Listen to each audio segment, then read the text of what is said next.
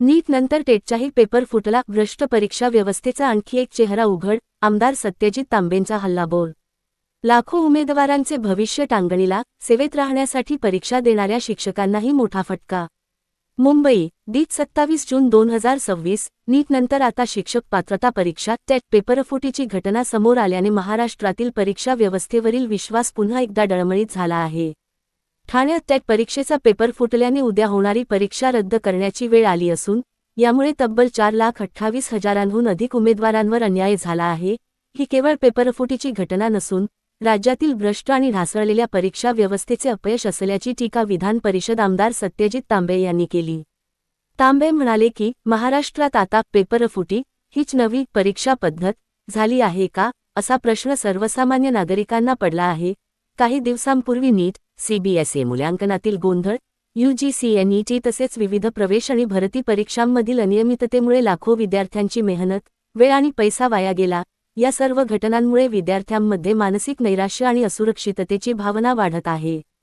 TET प्रकरण इतर परीक्षांपेक्षा अधिक गंभीर असल्याचे सांगताना तांबे म्हणाले की सर्वोच्च न्यायालयाच्या निर्देशानुसार अनेक शिक्षकांना सेवेत कायम राहण्यासाठी टेट परीक्षा उत्तीर्ण होणे बंधनकारक आहे. त्यामुळे 20 ते 30 वर्षे सेवा केलेले आणि निवृत्तीच्या उंबरठ्यावर असलेले शिक्षकही नोकरी वाचवण्यासाठी ही परीक्षा देत आहेत. अशावेळी पेपरफुटी होणे म्हणजे त्यांच्या नोकरीवर आणि कुटुंबाच्या भवितव्यावर घाला घालण्यासारखे आहे. देशाला स्वातंत्र्य मिळून जवळपास 80 वर्षे झाली. जग एआय आणि सायबर सुरक्षेच्या युगात पोहोचले आहे.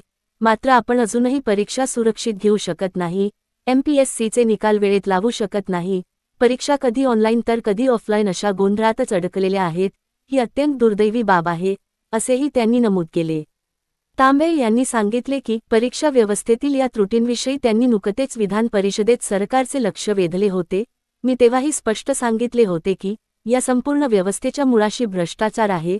व्यवस्था पारदर्शक झाली तर अनेकांचे हितसंबंध धोक्यात येतील. त्यामुळे काहींना ही व्यवस्था सुधारलेलीच नको आहे, असा माझा ठाम आरोप आहे, असे ते म्हणाले.